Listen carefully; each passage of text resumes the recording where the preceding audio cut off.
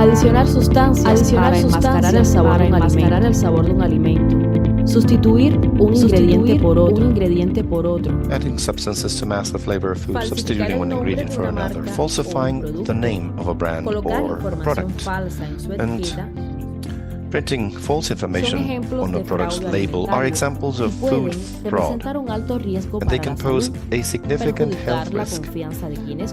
They can damage consumer confidence, it may lead to food waste, and it may have economic consequences for food systems. Upon detecting fraud, please notify your local health and epidemiology health authorities. Food safety is everyone's business.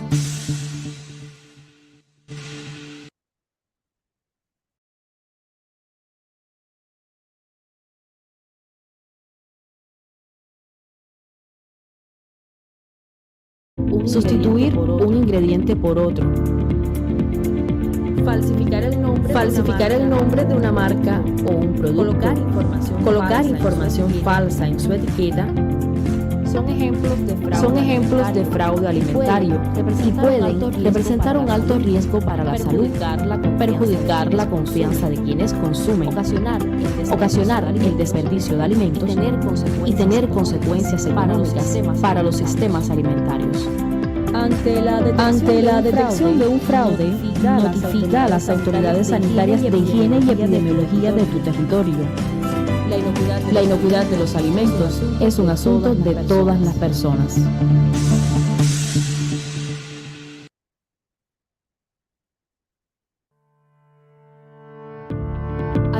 Adicionar sustancias para enmascarar el sabor de un alimento. Sustituir un ingrediente por otro. Falsificar el nombre de una marca o un producto. Colocar información falsa en su etiqueta. Son ejemplos de fraude alimentario y pueden representar un alto riesgo para la salud, perjudicar la confianza de quienes consumen, ocasionar el desperdicio de alimentos y tener consecuencias económicas para los sistemas alimentarios. Ante la detección de un fraude, notifica a las autoridades sanitarias de higiene y epidemiología de tu territorio. La inocuidad de los alimentos es un asunto de todas las personas. Ok, vamos con última vez. Sustancias para enmascarar el sabor de un alimento. Sustituir un ingrediente por otro. Falsificar el nombre de una marca o un producto. Colocar información falsa en su etiqueta. Son ejemplos de fraude alimentario y pueden representar un alto riesgo para la salud, perjudicar la confianza de quienes consumen, ocasionar el desperdicio de alimentos y tener consecuencias económicas para los sistemas alimentarios. Javi, después de que termine arrancas, ¿ok? Bumper y arrancas. Ok. Epidemiología de tu territorio. La inocuidad de los alimentos es un asunto de todas las personas.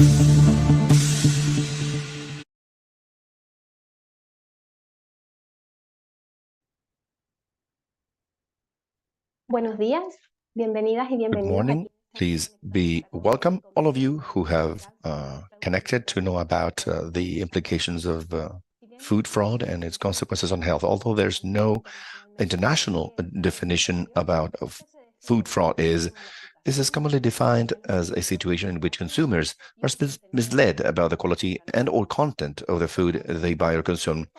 Food fraud is usually motivated by an undue advantage to those selling the product or those in the supply chain of the product. Food fraud can have serious consequences for food safety and public health, including severe aggregation. So it is important that countries in the region should know food fraud and what is the negative impact on health, food security, and the entire agri-food system. FAO has organized, therefore, this webinar to raise awareness and discuss relevant management options in different national contexts. My name is Javier Suarez, and I will be today chairing this meeting. Before we begin with the presentations, I'd like to start by greeting especially our panelists, those who are with us today.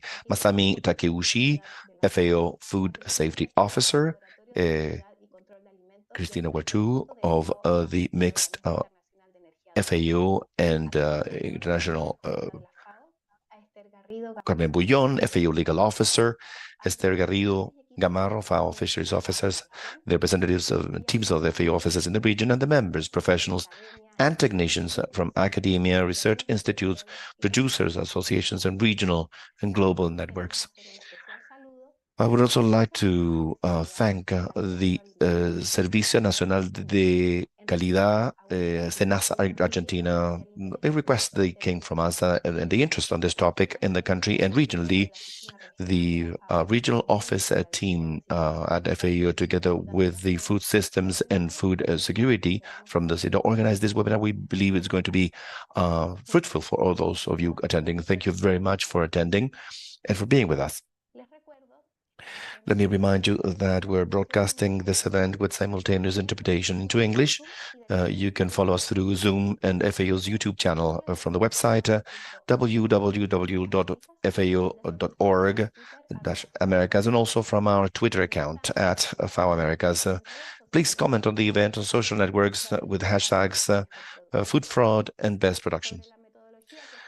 About the methodology we'll follow through this webinar, let me tell you that today we'll have 4 presentations with some Q&A periods. Please write down your questions in our chat. Okay, and without further ado, let's start this webinar. And for that, let me invite Masami Takeuchi. She will present food safety and food fraud. Please go ahead, Masami.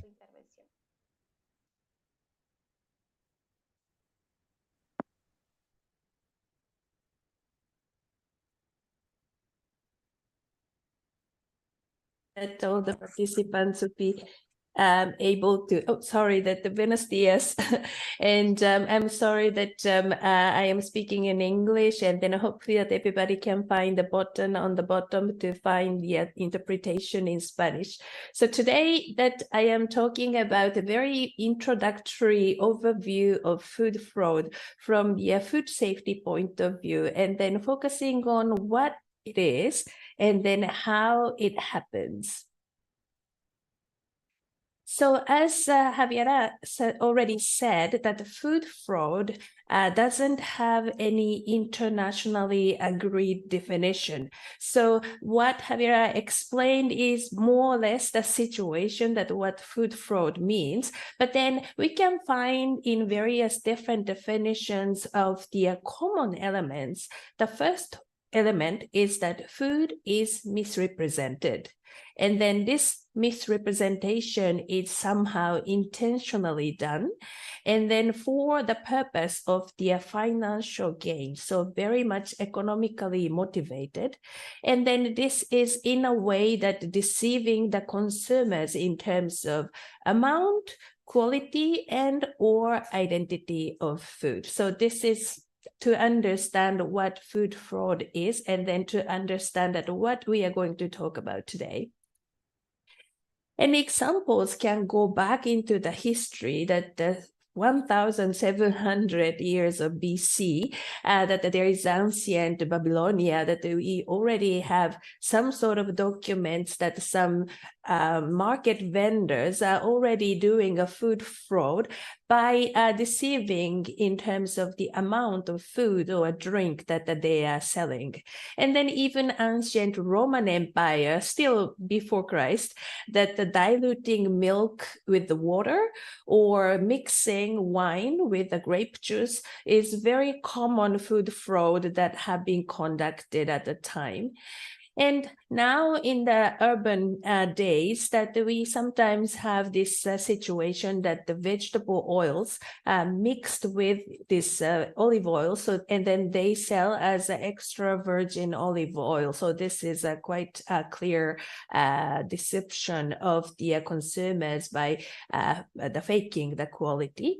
And then also there is a labeling issue, and then there is some horse meat scandal some years back, and then some horse meat product was labeled as beef.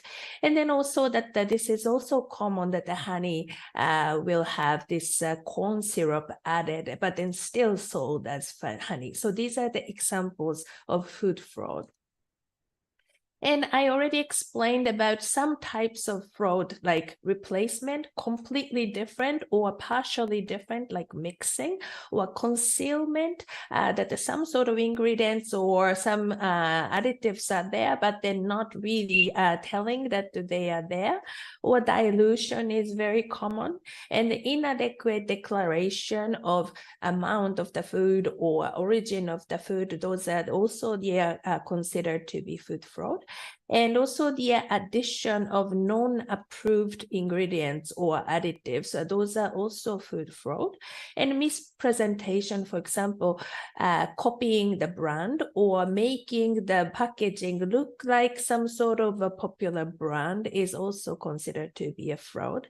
And then also sometimes some labeling like organic, the kind of a quality labeling, sometimes can become a fraud because there can be requiring some sort of certificate or some rules to be complied, but then the company sometimes do not follow the rules, and then but still labeling as this kind of quality labeling, and then that can be a fraud. So how does it happen? As I explained before, that it is strongly economically motivated, and sometimes large demands of certain food can pressure some suppliers to conduct this food fraud so that it can satisfy such demand. And then it is very important to state that it is usually not designed to result in adverse health impact. So in other words, that those people who conduct food fraud do not intend to make somebody sick or somebody to have a health impact, because in theory that they don't want this food fraud to be unnoticed. But then as a result, sometimes it will create some negative health consequences. And then one element, this insufficient protective legal framework, sometimes as counted as the enabling factor for food fraud. And then I think that our colleague Carmen later on will talk more about this legal framework. And what are the impacts? Basically, that food fraud is a good indicator to point out that there is a blind spot in the food supply chain. And then it significantly impacts consumer trust, because basically this is deceiving the consumers to buy products that will profit somebody else. And then also that if this happens, that consumers will lose this confidence into their government or regulatory framework, as well as the industry, the food and beverage industry themselves. And then also that it is important to highlight that the corrective actions such as recall, trace back, and then correction of this entire food fraud practices are extremely costly. So I will show you some cost-related issues.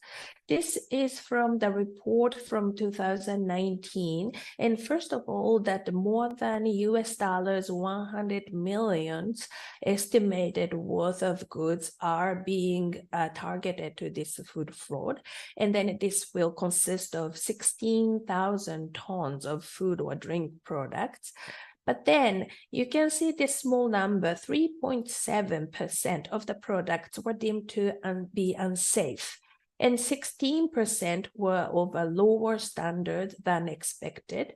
And then 9% were mislabeled.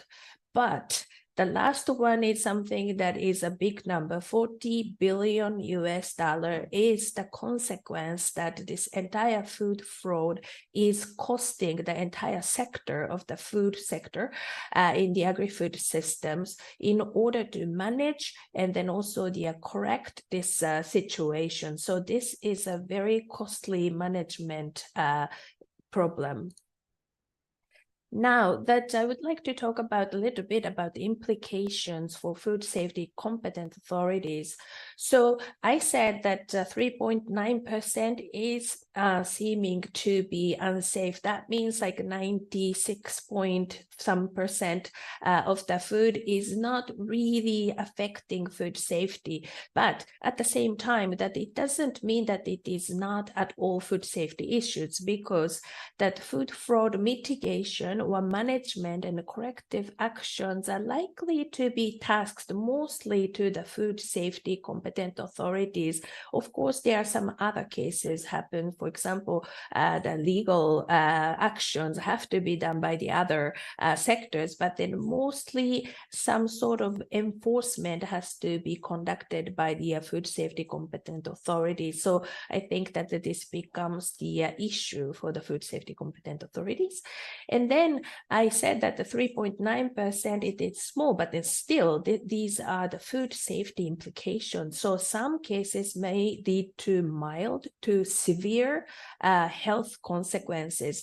Some people die. So I think that this is something that food safety competent authorities have to look at, and then also to conduct the risk assessment and management actions.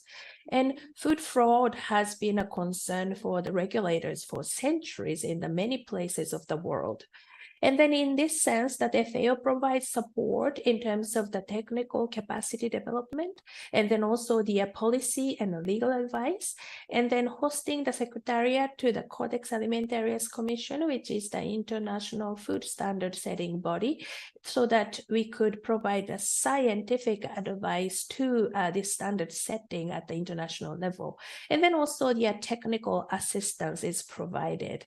And then today that we have our colleague, Christina, who is online, will be able to talk about the technical assistance from our joint FAO-IAEA division.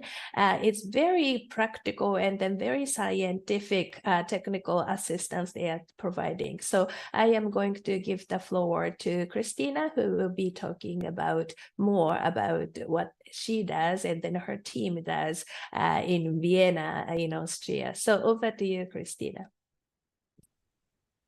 Thank you very much, Masami, and thank you for inviting me in this webinar so I can present some scientific solutions to detect food fraud.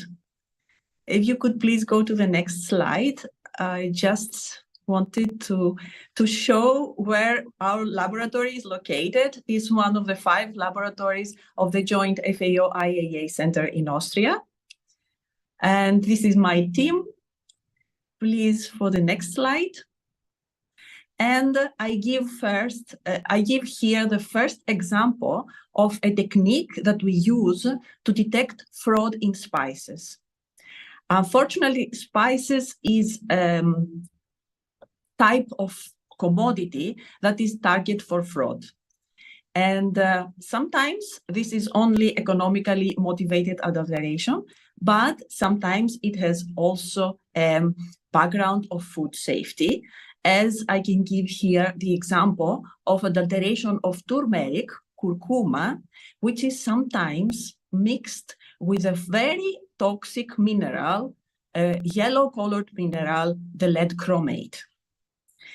In this case, the level of lead are really toxic, and it can be even lethal. We have developed a method with the technique X-ray fluorescence spectroscopy, which is a rapid screening technique. And with this method, we can easily detect this kind of adulteration of turmeric, curcuma. And we will expand this activity to other spices. Because, as you said, the high demand gives opportunity and margins for this kind of fraud. And nowadays, curcuma and other spices are presented as beneficial for health, so as trendy or superfoods. Please, for the next slide. I give here some examples of commodities or food types that are prone to food adulteration and fraud. We have, of course, the example of extra virgin olive oil that can be mixed with cheaper oils like sunflower oil, corn oil.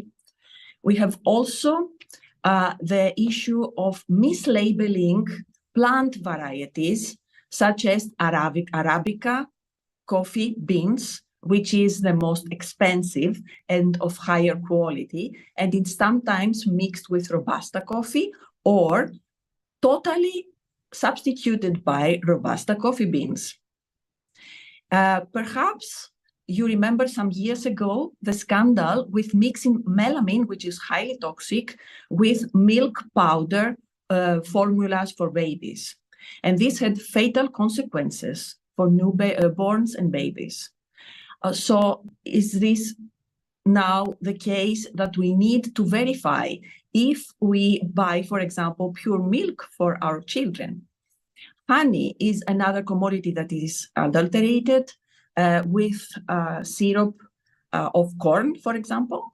And we need also to verify claims on the labeling of the product about organic production of fruit, vegetable, and juices. I give on this slide, please, the second slide, the next slide. On this slide, I give some applications of our techniques on how to detect these types of fraud in different food commodities. All these techniques are based in infrared spectroscopy. And we had projects for detection of adulterants in milk, for example, melamine. We had also authentication of extra virgin olive oil, but of other more rare but high costly commodities, such as edible bird's nest, which is used in Asia to cook a soup. We had also this FT near infrared spectroscopy for geographical discrimination, because again, we need to verify any claims about geographical origin of food. We can do the geographical discrimination, for example, of palm oil. We had recently a project on geographical discrimination of rice from different countries. And to also verify claims about the organic production of fruit and juices and vegetables, of course, we use this FT-NIR technique. But we can also use, which is also interesting, portable miniature devices that can be used outside of the laboratory, like this handheld NIR spectrometer. For the differentiation between plant varieties in coffee, Arabica versus Robusta coffee bean, we have this multispectral imaging approach with this unique device that combines imaging, spectroscopy, and artificial intelligence. As you can see, you build a model with this artificial intelligence software, and this model gives red color to the pure Arabica coffee beans and blue color to the Robusta coffee beans. In case it is a mixture, you will get both colors on your result. And next slide, please, Masami. So here I give some information about isotope fingerprinting techniques. Actually, isotope analysis, stable isotope analysis, is kind of a jewel on the crown of food authenticity assessment. Measuring the ratios of stable isotopes of carbon, nitrogen, oxygen, sulfur, and hydrogen, you can have valuable information about authenticity, and you can detect food fraud, for example, in honey. If honey was mixed with some syrup, you can differentiate geographical origin or plant variety. In honey, we need to detect if there is any mislabeling of the floral origin. For example, there is a claim that it is acacia honey, which is expensive, or manuka honey. And we also detect mislabeling of geographical origin and also we also detect some claims about benefits for health. Next slide, please. What are the challenges and opportunities of the scientific approach to detect food fraud? First of all, we need to build the capacity in the country's laboratories. And of course, this depends on the availability of resources, human, equipment, and software, because we need some specific chemometrics software to build our models to be able to decide about the authenticity or that we have really detected some food fraud. We need access to authentic samples because we need the authentic samples results to be able to compare with any market sample that we test. We need open access databases of results about authenticity. And we are working on so many techniques to detect food fraud, but some cases are really hard to detect. And sometimes we are behind of the fraudsters. Thank you very much for the invitation again, and I will give now the floor back to Masami. Thank you very much, Christina. So what I wanted to emphasize is that there is so many challenges ahead, because I think that most of the fraud cases that we cannot really detect so far, but then as you see that the Christina's presentation, that there are some technologies and scientific methodologies being developed, and then we are trying to catch up. And then Christina and then I have been talking about some collaborative activities in the future. So hopefully that in the future with countries and with some concrete cases, that hopefully that FAO and then FAO IAEA division can work together to help the countries. And then lastly, that I want to share this screen with everybody, that for more information about food safety activities, not only about food fraud, but then we have a recent publication, 2 of them, that can be relevant to the food fraud information, that at this moment we have only English the language available, but then we have some sort of insights and then scientific advice, and then also some regulatory updates from various different countries illustrated on those 2 publications. So hopefully that you'll be able to take a look at it. And then of course, that Christina too, but then I will be very happy to take any questions you may have. So thank you very much. And then back to Javiera, please. Gracias, Masami y Cristina, por compartirnos esta valiosa información. Nos contextualizaron de muy buena manera, dándonos ejemplos de lo que... Thank you, Christina, Masami, for this valuable information. You have provided us with some very fascinating cases of food fraud and techniques and history in general. I would like to share a question by Jorge Omar Diaz. It says, fraud, isn't that a word that's a bit not strong enough to describe this type of tampering with food? I think it would be more appropriate to look for a more radical term. Would you care to comment on that?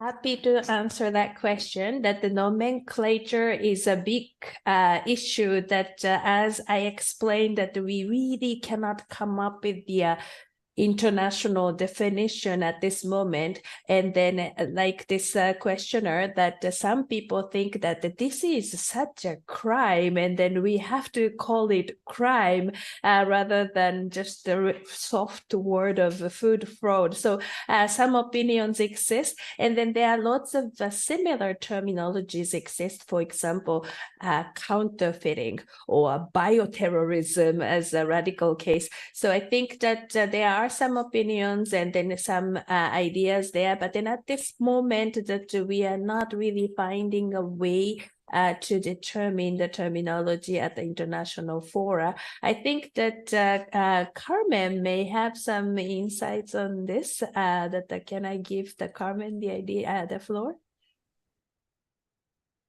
Muchas gracias, Masami. Muy buenas tardes. Thank you, Masami. Good afternoon to everyone. What I can say with regard to this is to corroborate what you have mentioned, that this clearly is a very significant debate that is taking place also within the framework of Codex Alimentarius. The countries have discussed different nomenclature and how to best refer to this phenomenon. But in the end, the term food fraud is related, is a term that has been chosen and will also vary according to legislation.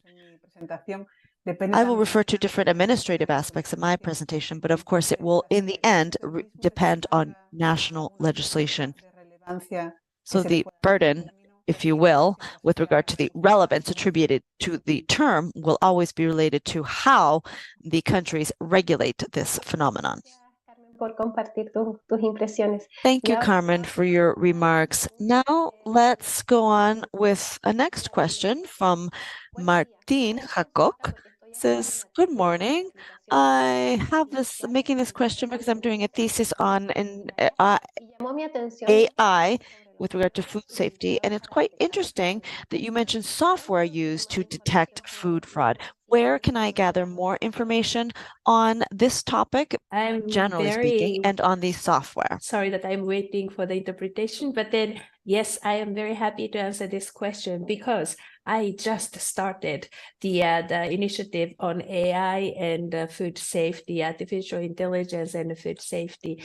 And then we are putting together this document about AI applications in the area of food safety. And then definitely food fraud is one of the big topic for the AI applications, because that it is not that we want to collect the fraud information, or it's not that we have sufficient amount of information that can be used for AI, but then rather that we have some very big data about labeling, or somebody talking about food fraud, or some sort of records of their food related crimes, and then we may be able to come up with some sort of a big data that may contribute to identify the food fraud tendency and then potential projection.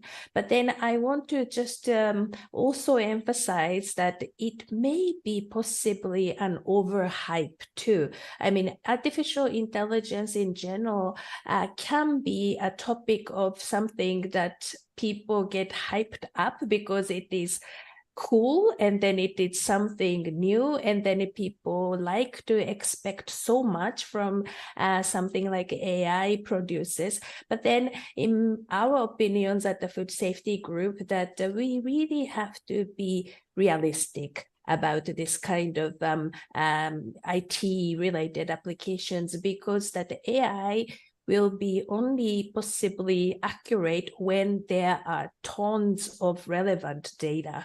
And then if we don't have enough data, and then if we use AI, then results will be quite skewed. So we really have to be careful. But then I think that this questioner is very right, that we are living in this era of artificial intelligence, and then we should be able to look into the area to see the technological development as well as potential application in food safety and food fraud. Thank you, Javier. Muchas gracias, Masami. Y ahora vamos con una tercera pregunta para terminar con este a third question to end this first segment Q&A. Let me read the question.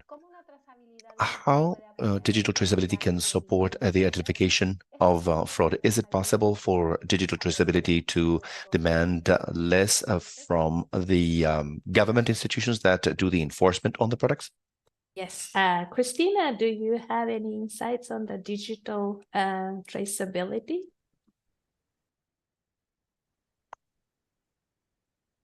Well, yes, what we try to have is these databases, local databases in the countries about the commodities of interest.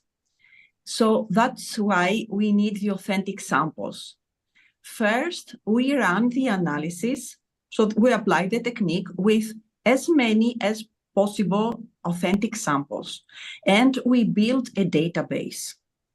And using this database, then our software, which is not exactly artificial intelligence, but gives or works under some principles of artificial intelligence and machine learning, builds a model, so builds a specific unique fingerprint of the authentic product. This unique profile is our model. And then we need, of course, to validate our model with market samples. Then we run the analysis with market samples, and we compare the results. And we try to see similarities or differences. And then through this comparison, we can decide whether the market sample falls into the class of the authentic product and detect any fraud. So we also use some specific software. The software is the chemometrics software, that it is also machine learning.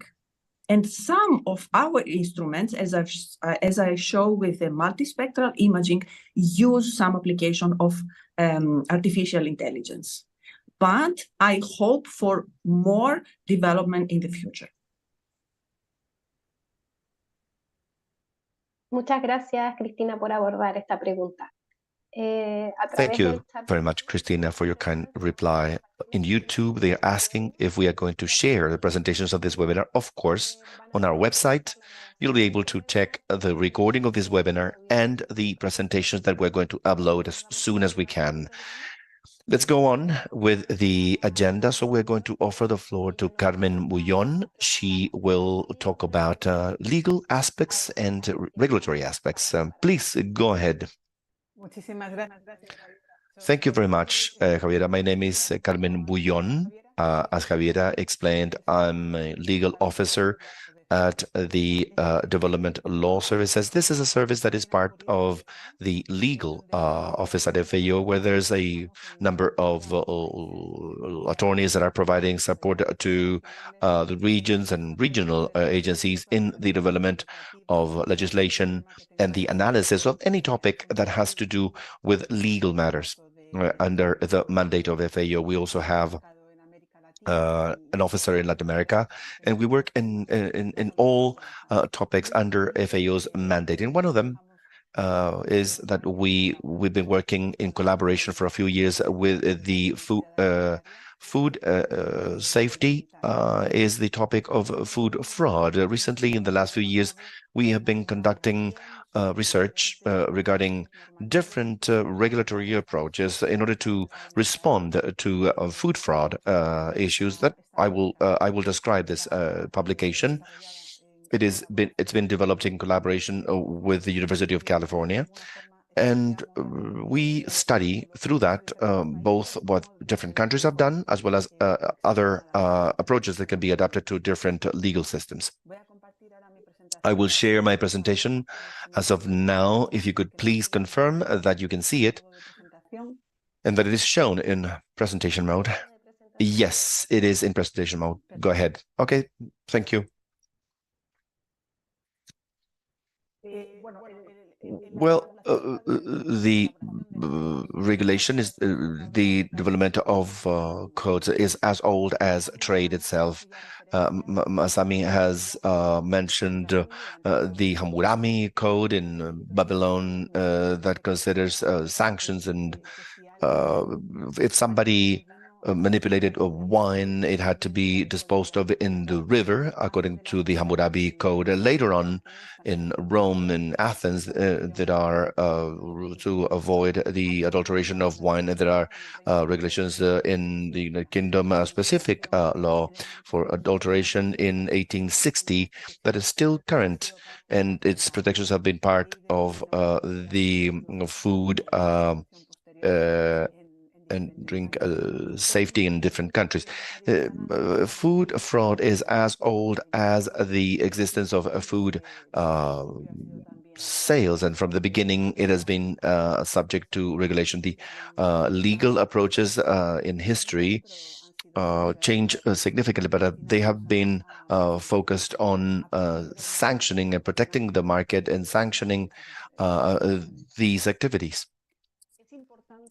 It is important, as Masami mentioned, what we consider as food fraud.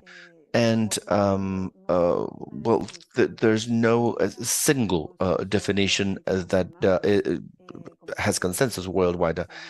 In Codex, there's a committee that has been working for a few years on this topic, but there isn't such thing as a agreed upon definition of what food fraud is. But there are different elements that in our research can be identified or described as common elements that constitute food fraud.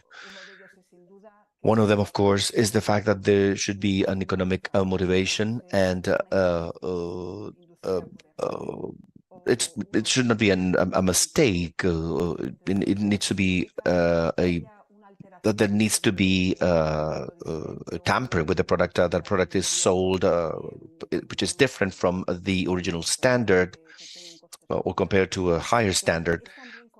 It is also common to see legislation as elements that and the knowledge in order to conduct this illegal operation. But it's also very important to talk about what it's not. And somehow, if you pay attention to food labeling and possibly the recent history of labeling of food in general, I remember, for example, here in Italy, that it isn't that long ago that vegetable beverages were sold as milk, and then legislation changed about labeling. They cannot be called milk in order to avoid misrepresentation. There's a very fine line between a deceitful labeling and food fraud, and this difference will depend on how it is regulated. Likewise, depending on how strict legislation is about consumer information, certain aspects related to labeling, for example, a product.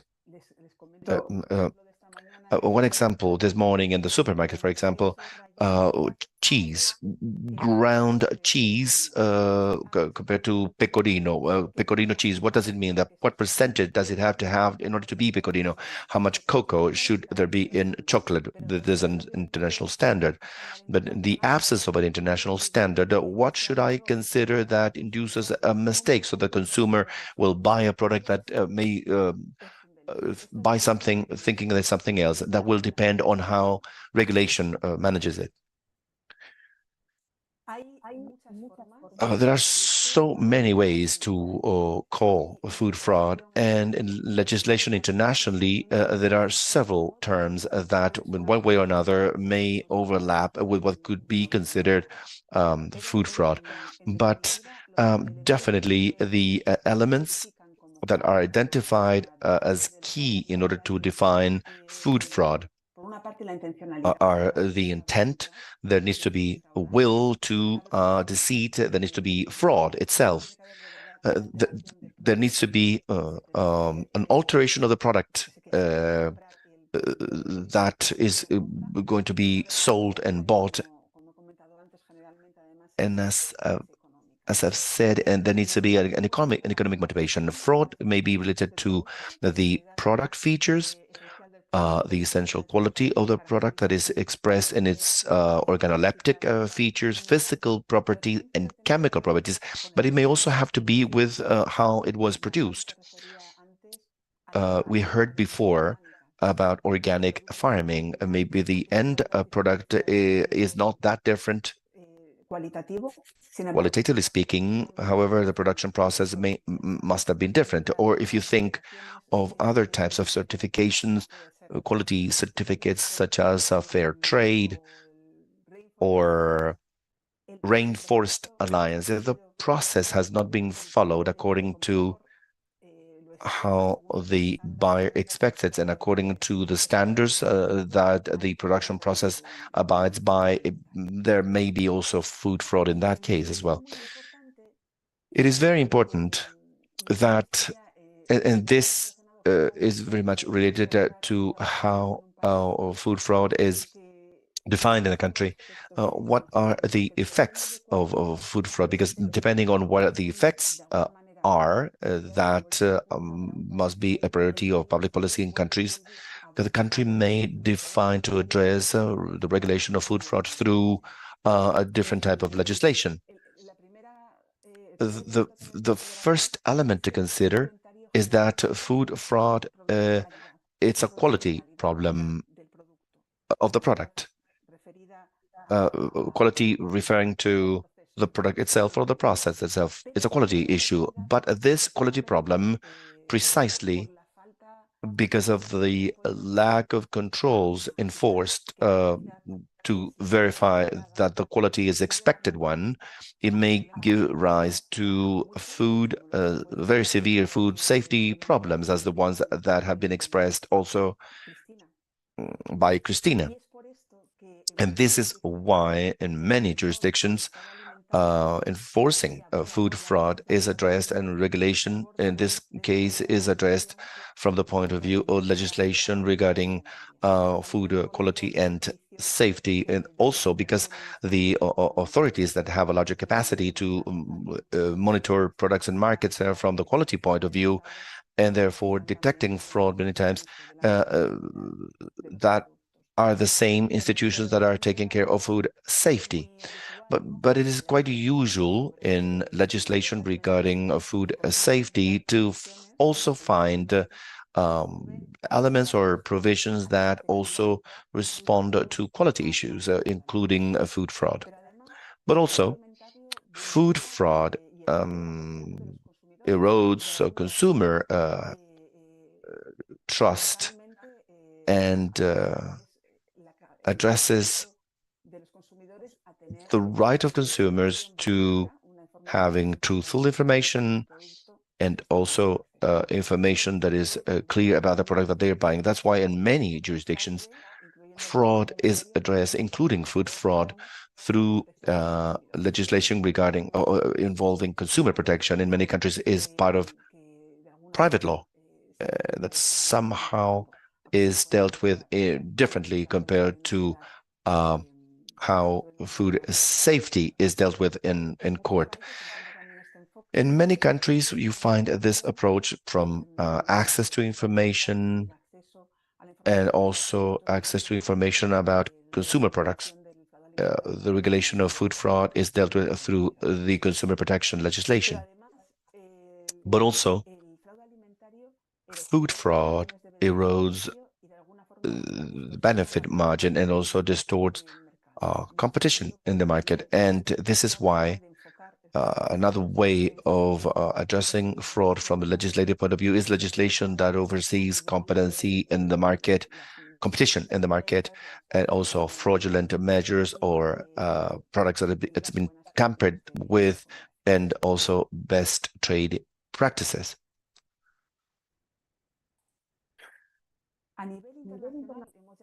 At the international level, we have already mentioned that there are many documents as published by the different codex committees, and they tend to tease out certain specific components and aspects that are interesting in terms of food fraud regulation. There are many other aspects that have been drawn from different international agreements, for example, the technical trade agreements or the agreement on phytosanitary and sanitary measures. And UNIDROIT has principles. I don't know if you're familiar with UNIDROIT, but this has worked on standardizing private law at the international level. And UNIDROIT has principles that apply to international trade of goods, generally speaking. And the UNIDROIT principles are applicable to any type of international or national trade transaction. There's also UN Convention on international purchase and sale of merchandise contracts. This convention regulates those contracts and refers to what a fair contract is and also refers to some potential fraud. And then there are also directives, UN directives with regard to consumer protection. These are quite dated, but nonetheless, they're helpful. So these refer to access of information as well, and how important these are so that commercial transactions can be fair. At the national level, as already mentioned, we have worked with the Resnick Center for Policies on Food Matters, and we have drafted a publication called International and National Regulatory Strategies to Counter Food Fraud. This is where we provide a summary of different legislative trends that have been taken to address or to counter food trade. Now, we have gathered all this information, and there are other technical components as well included in a variety of different publications on food fraud that have been compiled and developed by the Asian head office. As far as other international efforts to counter food fraud, we address this from a variety of different perspectives that I've already mentioned. For example, countering food fraud from a food safety legislative perspective and countering it in terms of consumer protection perspectives, using contracts, because fraud can actually invalidate the validity of the contract and the various legal responses to address fraud are also part of contract law. And in many countries,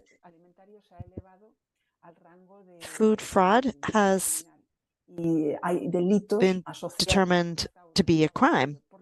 And there are certain food fraud related crimes that we have also addressed.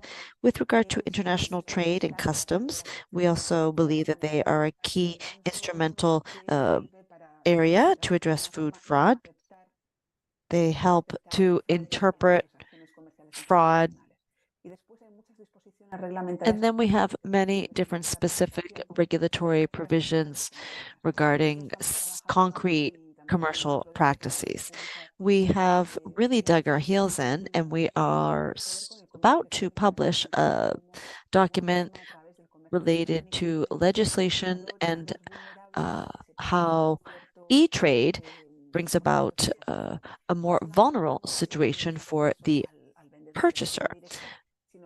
Not just because the purchaser has less access to the seller, but because the purchaser has many hurdles to overcome if he or she wishes to request more information.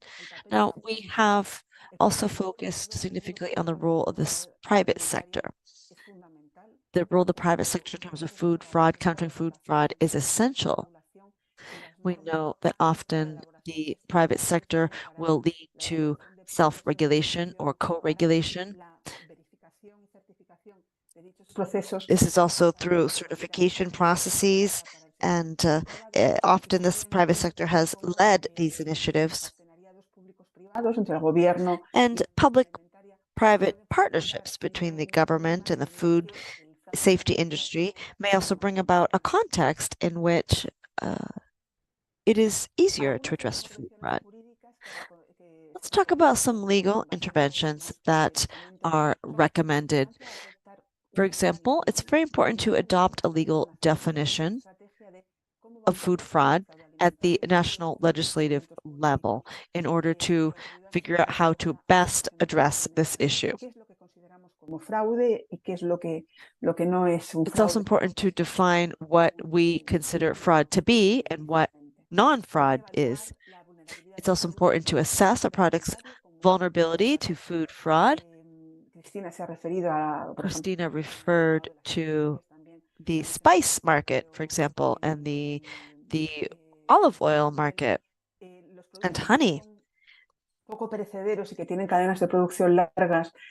Products that are not all that perishable and have long food chains are more exposed, rather long supply chains are more exposed to food fraud. So one way to protect the production and supply chains is using legislation. That's a good strategy to be able to counter food fraud.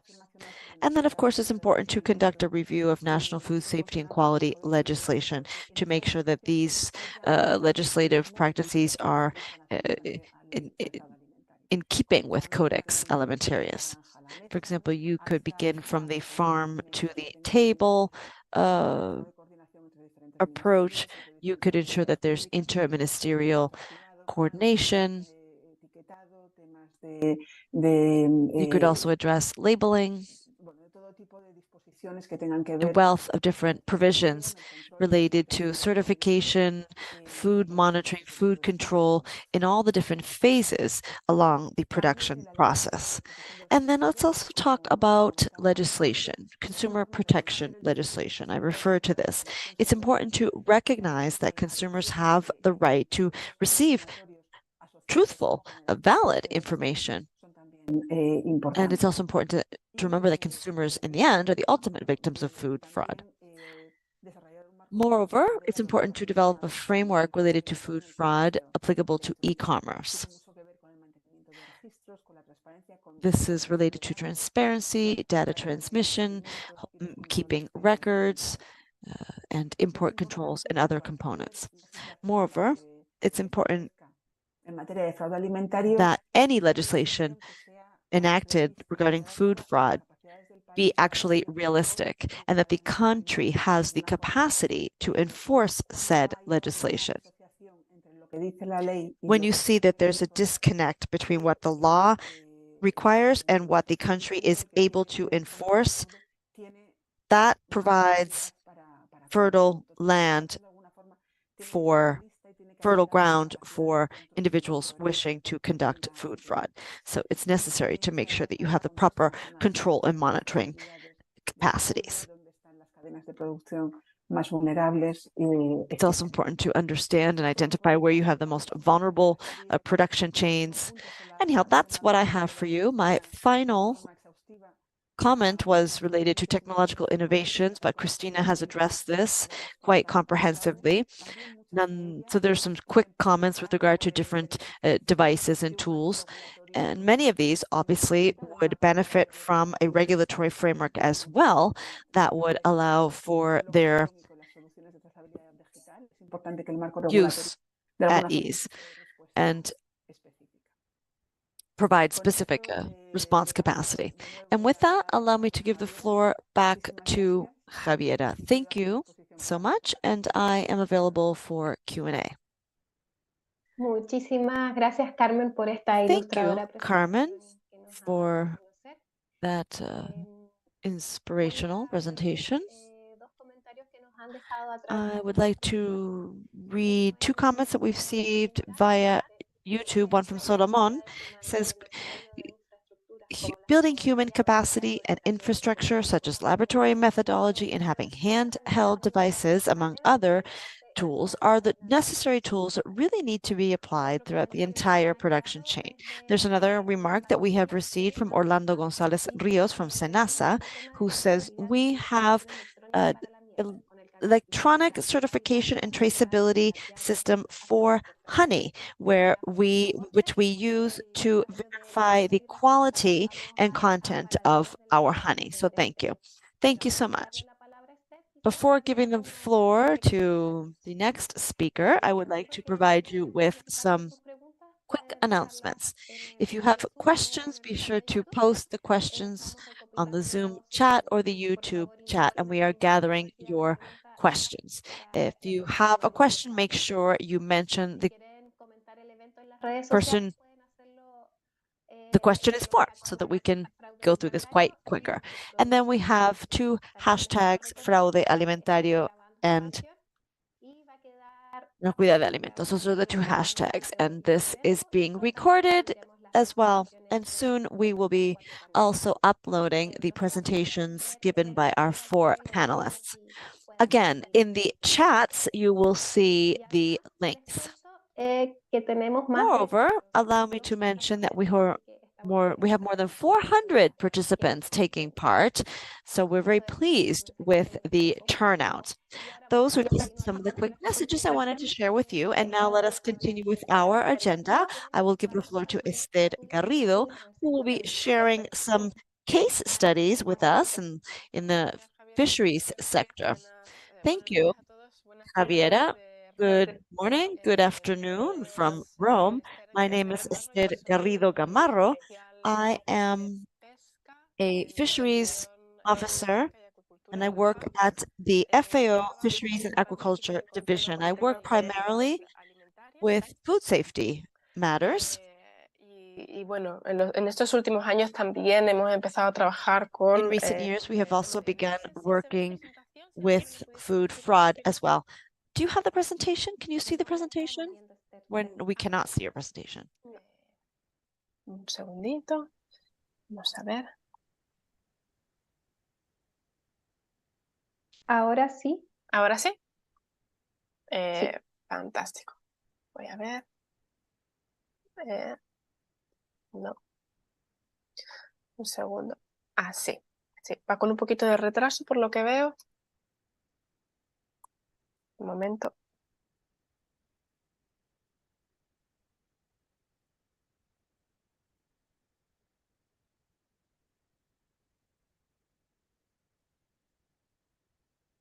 Un momento porque.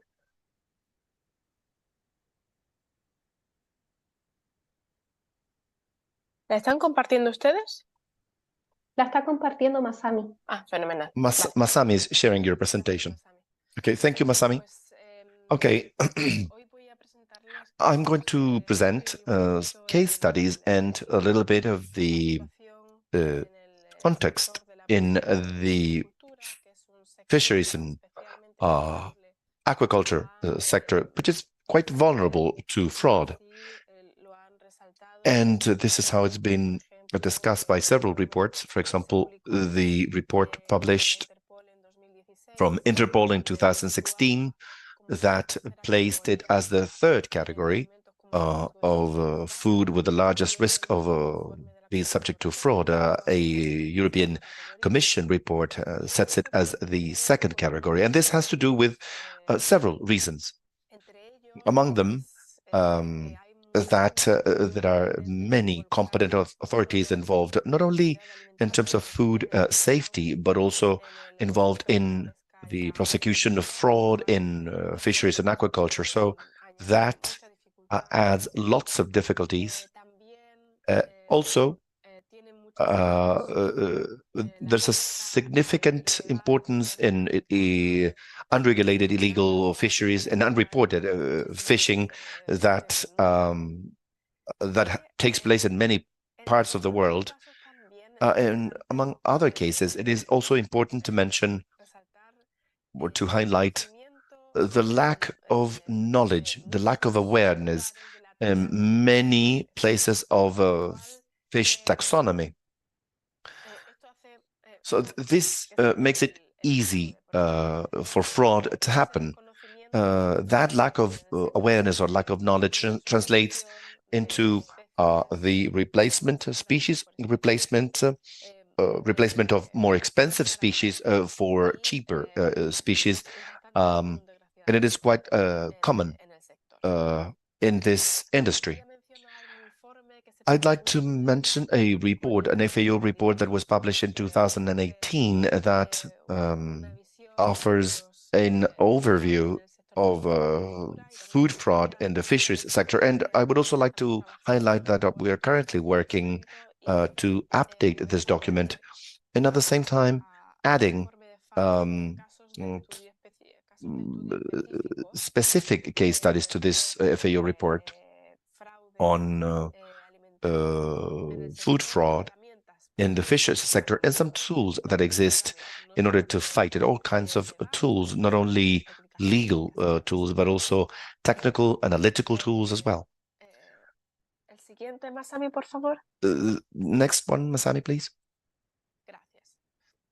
Thank you. As a explained, an Oceana report published in 2016 that reviewed more than 200 different fraud studies in the fisheries sector that had taken place in more than 55 countries. And the result was quite surprising because more than 20% of the fish, both sold retail as well as in catering services, was wrongly labeled. The situation is even worse, depending on the regions, depending on the countries themselves. And it is important to highlight that there are species that are particularly vulnerable to this fraud situation. I will describe some of them. Masami, please. It is quite common, for example, to find red snapper. To find the red snapper has been substituted by catfish or tilapia or Nile perch. It is always quite common to find mahi-mahi replaced by yellowtail. It is quite common to find that grouper has been substituted by channel catfish or hake or tilapia,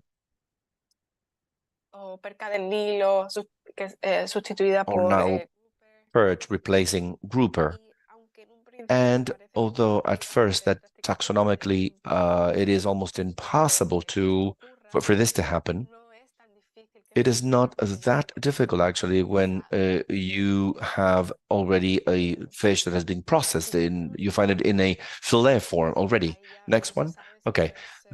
Well, right there, you do not know that was mahi-mahi, for example. It can be sold perfectly well because of lack of knowledge. It can be confused with swordfish. It can be actually confused with many other species.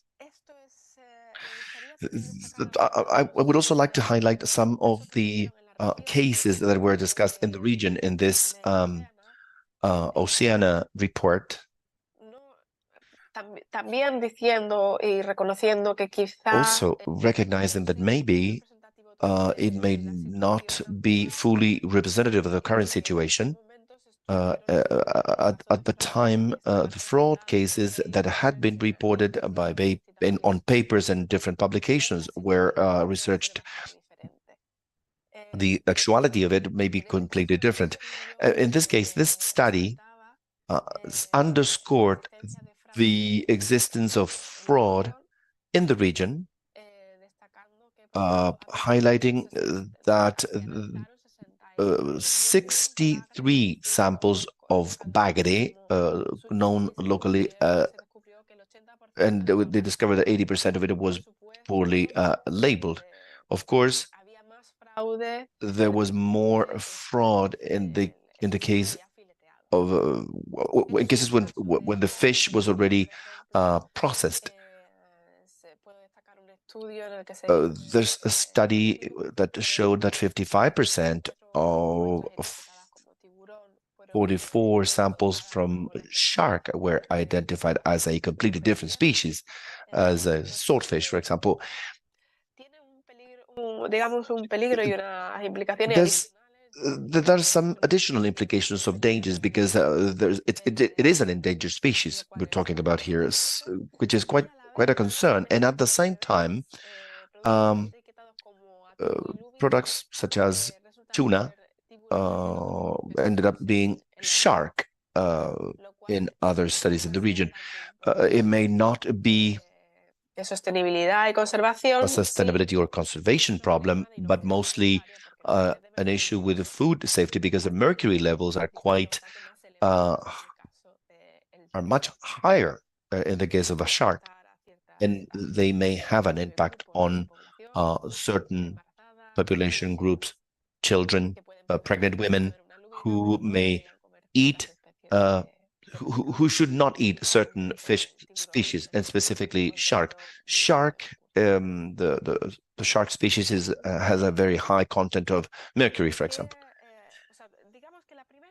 Let's say that the first cause, or the most important part in the fish sector, in aquaculture sector, is incorrect labeling and the species substitution, in many cases having implications for food safety.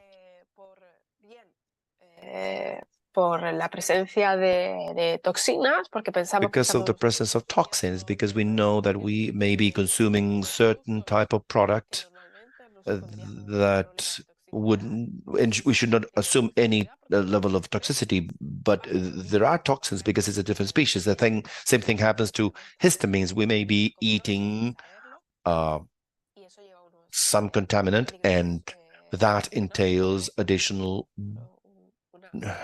hazard.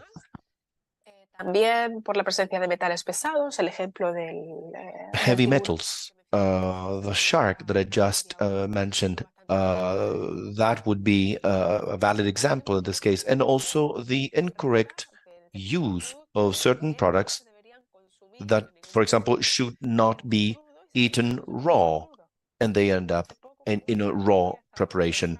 With Masami, we were working recently, for example, with certain microorganisms. We were studying GBS in tilapia.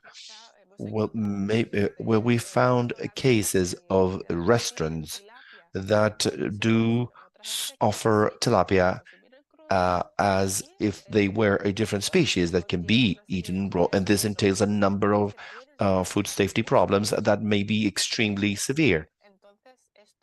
So there are clear implications for food safety. También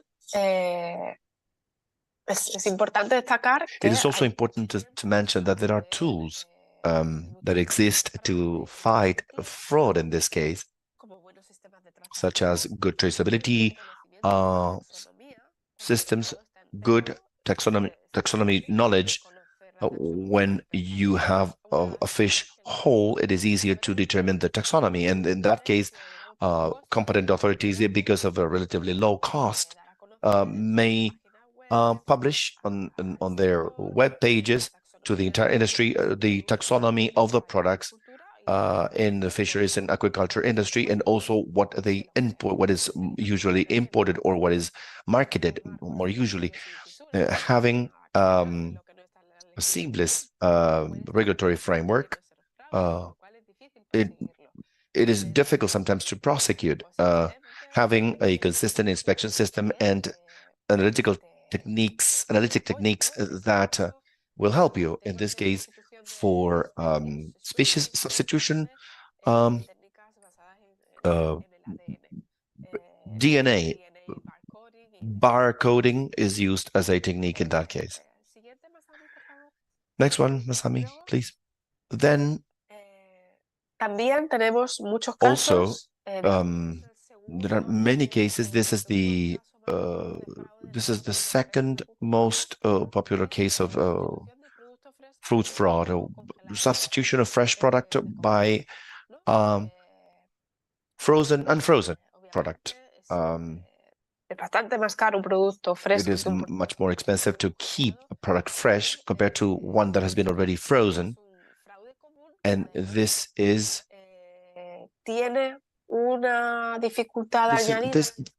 this involves something else, because there's no agreed upon standard to detect this type of fraud.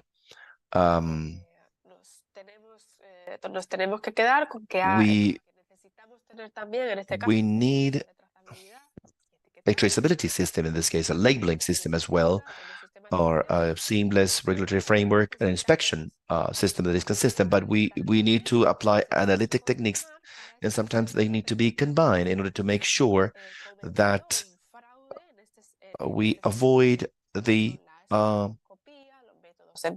fraud using spectroscopy, enzymatic methods, electrophoresis, DNA degradation, volatile makeup measurement, also morphology and organoleptic studies, because the fish may give you some hints that it's being frozen at some point. The organoleptic situation of the of the fish, it is quite important. And the microbiological activity study may also give you an idea that this has taken place. It is true that if a fish is treated adequately during the freezing and the unfreezing, there may not be significant implications on food safety, though. But still, fraud and there are organoleptic implications in that because we're not buying the product we have paid for. It is not fish, fresh product in this case. Digamos, el tercer caso más común en el sector es the third most common case in this sector is substituting products cultivados, han sido that have been farmed provienen de granjas, pero se venden como producto but salvaje. sold as wild. This is very common. He traído los dos más comunes. I have the two most common examples here of what we see in the market. Of course, this is most common in the region, that is. For example, you have the Atlantic salmon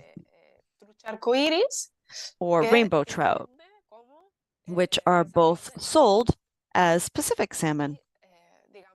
There are also techniques, analytic techniques, that can be used to detect this, as well as a very robust regulatory system, labeling system, inspection system. You need to be consistent there. So there are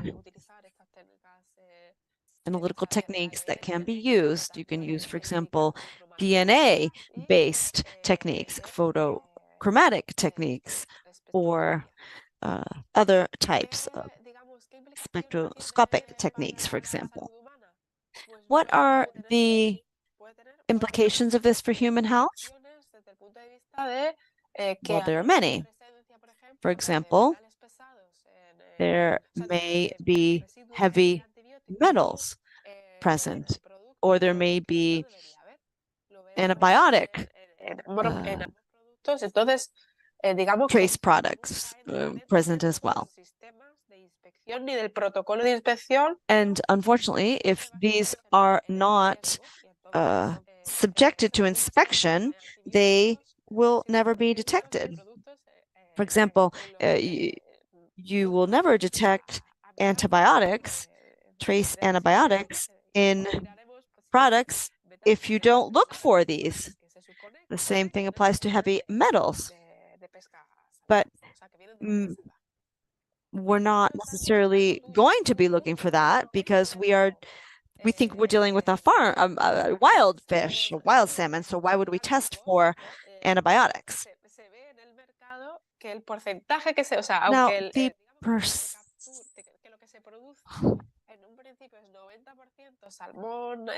theory, 90% of the production is Atlantic salmon, but what you actually see being sold is quite different.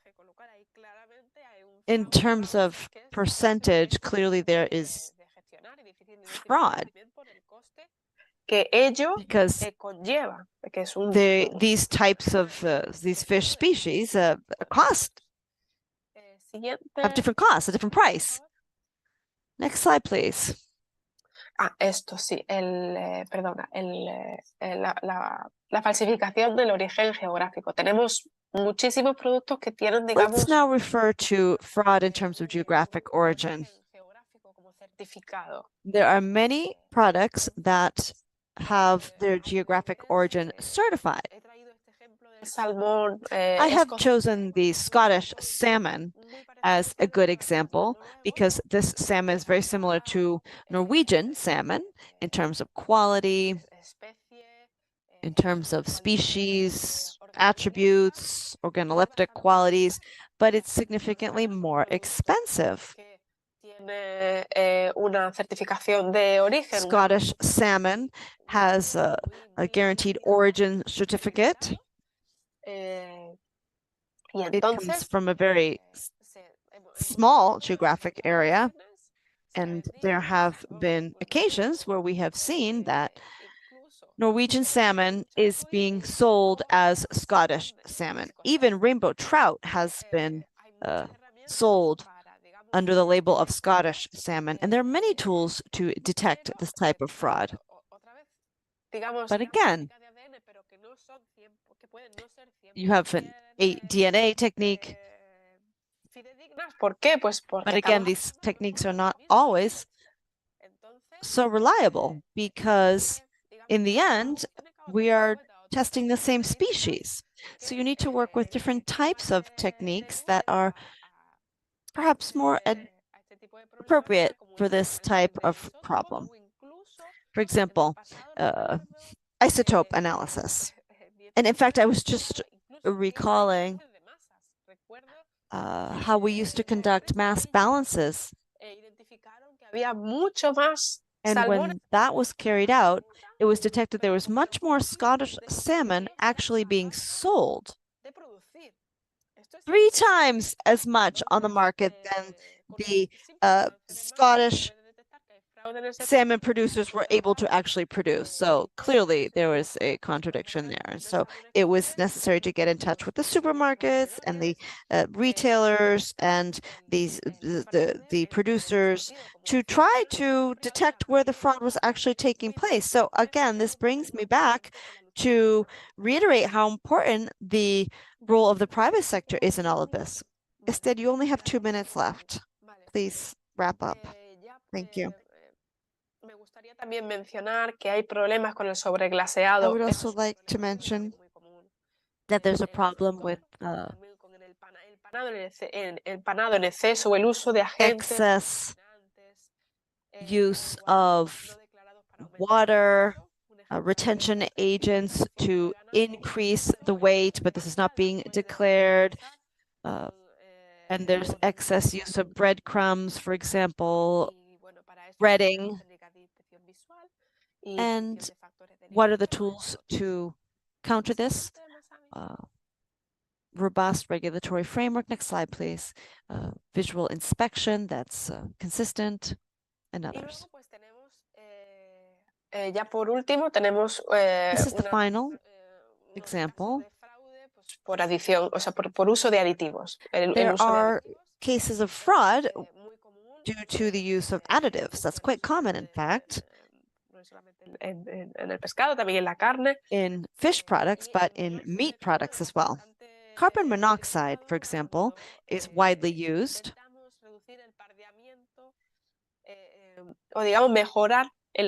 in order to boost the visual aspect of high quality and expensive products. Here you have the example of tuna. This is a process that usually takes during the freezing stage. And in fact, there have been many cases in Europe and throughout the rest of the world where the use of carbon monoxide as an additive to enhance the visual aesthetics of the product have been used. And with this, I aimed to provide you with an overview of the most common cases of food fraud in the fisheries and aquaculture sector.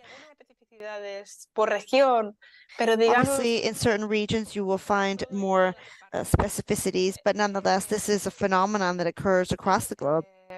Lo que hemos visto hoy, digamos que es bastante aplicable a and what we have seen today is quite applicable to the region. Si tienen alguna pregunta, encantada de contestar. If you have any questions, I am available to receive them and answer them. Thank you, Esther, for this summary on the most common cases of food fraud found in the fisheries and aquaculture sector in the region. All right, we will begin our final Q&A period. I would like to request that the speakers be succinct in their answers because we do not have much time. Here we have a question for Carmen, and it says, the Codex Committee with regard to food import and export inspection committee has guidelines for food fraud detection.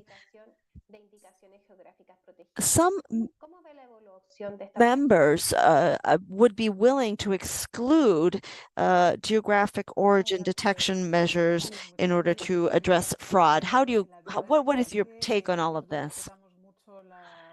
We respect Codex quite well, and we are very aware of what they do, and we follow closely their actions. So in fact, I would dare not provide a personal opinion on this. I read the advantages, rather I read the documents, I see the documents, I understand their advantages and disadvantages. And of course, there's not a single perspective. There are many different perspectives. And what's important is that the states, in the end, adhere to their legislation. Would anyone else care to comment on Codex? Sure. I think I was just trying to figure out that it was something that the Carmen suggested.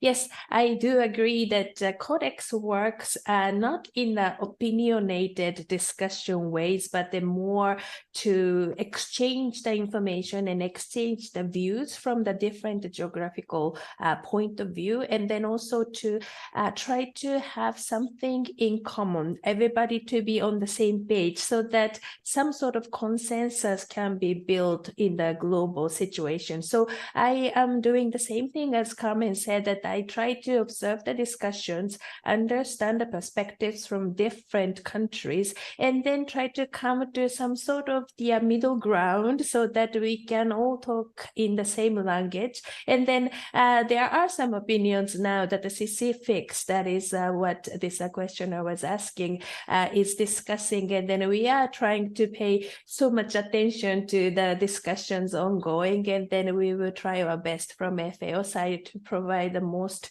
useful technical assistance to the nomenclature issue. Thank you. Gracias, Masami. Ahora vamos con una siguiente pregunta que dice, thank you. Next question. What ties exist between socioeconomic context of each country and region and fraud cases? Do you think that often there may be fraud that goes undetected because of lack of information by consumers? Let me make a few comments and then I'll give the floor to you, Esther. This is a very important question. Detection capacity is a challenge. And of course, it does depend on the socioeconomic development of a country. We have seen recent scandals, in fact, in different countries, in highly developed countries. So in my presentation, I did mention that it's important to have a regulatory strategy to address fraud. It's very important to specifically understand your national government's implementation capacity. That's critical, and enforcement capacity. Because if you draft legislation, enact legislation, but you cannot enforce that legislation in a relatively efficient fashion, you will have a void that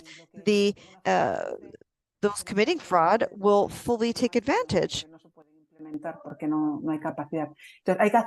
it's important to bear in mind your national capacity to enforce legislation. It's also important to determine priorities, how you can regulate if I may, that I will comment on crimes this committed.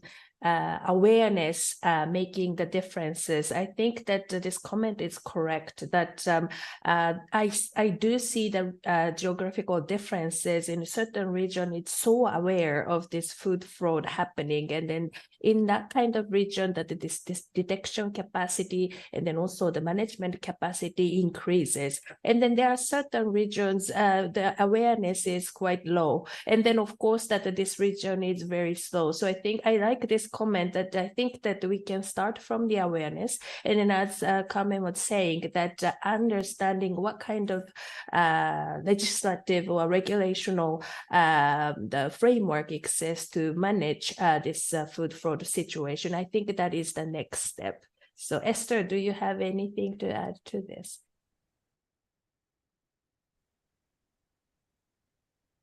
Nada más que añadir. Sí, gracias. Nothing else to add. Thank you. Gracias, Masami y Carmen. Y ahora, Thank you, Masami and Carmen. And now, in order to close, there are some questions for Esther from Senasa, the current situation of, she starts again, the canned fish situation and the impact of carbon monoxide on food safety, and what low-cost tools may be used in order to identify food fraud. Thank you for the questions.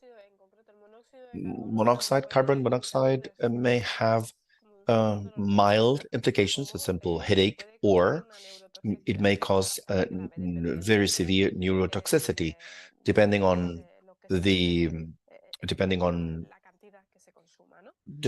quantity. So it is an important fraud. It is a type of important fraud, and the measures to fight it must be in line with that level of severity or importance. What type of economic tools can be used to fight fraud? Well, analytic techniques can be used. Sometimes they are not low cost, but in the fish sector, with a good traceability system and a good understanding of the taxonomy, we believe we can fight fraud to a large extent, and also having good systems, making sure that unreported illegal, unreported unregulated fishing is not contributing to fraud. In other sectors, it may be different, but in our sector, this is without resorting to analytic techniques that do require cost. Some measures may be adopted in order to improve this situation. Have I answered? No, eso era. Muchas gracias, Esther. Gracias. No, that's it. Thank you. Ya estamos sobre la hora. Okay, we are out of time already, so we need to close. It was an hour and a half in which we covered a lot of ground. Of course, we're facing significant challenges in the region regarding food fraud. It is a threat that not only impacts the well-being and the health of our citizens, but also the economy. We covered the types of food fraud, how ingredients are altered, the tampering with labels, economic fraud, what are the health implications, nutritional risks for consumers, potential allergy sensitivities, and the toxicity that can be caused by this, and the challenges that governments and food quality authorities. Several participants from Senasa today joined us, and other agri-food systems from governments of other countries in the region. So we hope all these presentations have been fruitful, have been useful to you, and thanks to Esther, we were able to check specific cases that are quite relevant globally and regionally, and also we were able to look at potential actions and solutions that may be adopted, such as the use of technology, innovation, and why not public-private collaboration that can take place. We're very thankful for the attendance of more than 400 participants we had today. Please remember that the recording and presentations will be available at the event's website. And on behalf of the whole organizing team, we're very happy and we're very thankful for having you with us today. Thank you all for joining, and have a great afternoon. Thank you.